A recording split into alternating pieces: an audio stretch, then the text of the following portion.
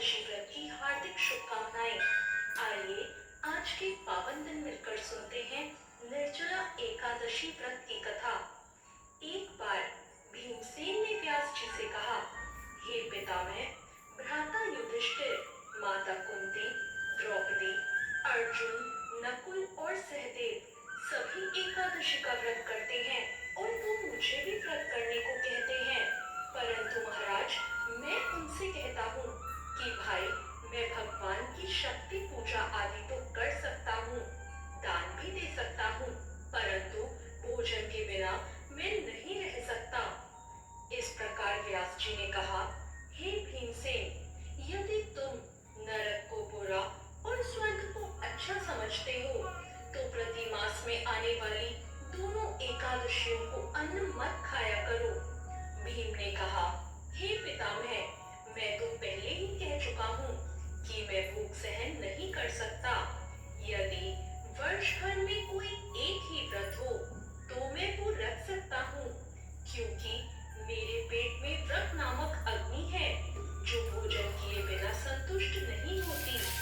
भोजन करने से वो शांत रहती है, इसलिए पूरा उपवास तो क्या, एक समय भी बिना भोजन शांत रहना कठिन है। अतः आप मुझे कोई ऐसा व्रत बताइए जो वर्ष में केवल एक ही बार करना पड़े और मुझे स्वर्ग की प्राप्ति हो जाए।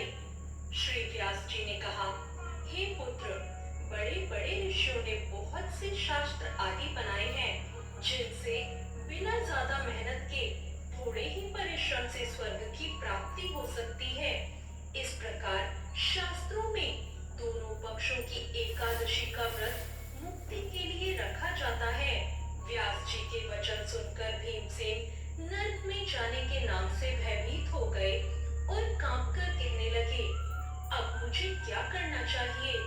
मास में 2 व्रत तो मैं नहीं कर सकता।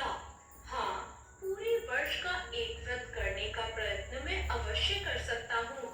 ये सुन के व्यास जी ने कहा कि वृषभ और मिथुन की संक्रांति के बीच ज्येष्ठ माह के शुक्ल पक्ष की जो एकादशी आती है, उसका नाम निर्जला है। तुम उस एकादशी का व्रत करो। इस एकादशी के व्रत में स्नान और आचमन के सिवा जल वर्जित है।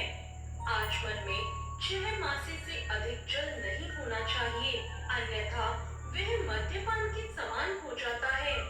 इस दिन भोजन नहीं करना चाहिए, क्योंकि भोजन करने से व्रत नष्ट हो जाता है। यदि एकादशी को सूर्योदय से लेकर द्वादशी के सूर्योदय तक जल ग्रहण ना करो, तो सारी एकादशियों के व्रत का फल प्राप्त हो जाता है।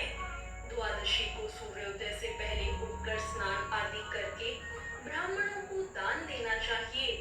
इसके बाद भूखे और सपात्र ब्राह्मणों को भोजन कराकर खुद भी भोजन कर लेना चाहिए।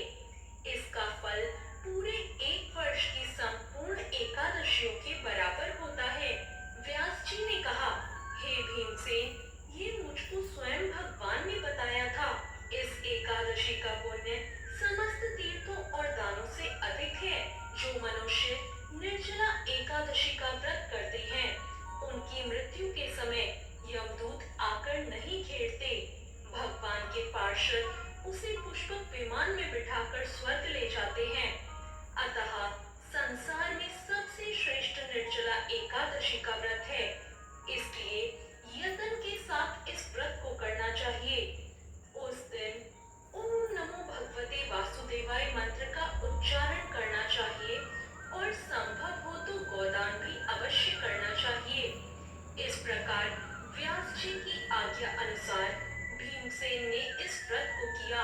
इसलिए इस एकादशी को भीमसेनी या पांडवी एकादशी भी कहा जाता है। निर्जला एकादशी का व्रत करने से पूर्व भगवान से प्रार्थना करें, हे भगवान, आज मैं निर्जला व्रत करूंगा, दूसरे दिन भोजन करूंगा। मैं इस व्रत को श्रद्धा पूर्वक करूंगा, अतः आप कृपा करके मेरे सब पापों को नष्ट करें। इस दिन जल से भरा हुआ घड़ा एक वस्त्र से ढककर स्वर्ण सहित दान करना चाहिए। जो मनुष्य इस व्रत को करते हैं, उनको करोड़ पल सोने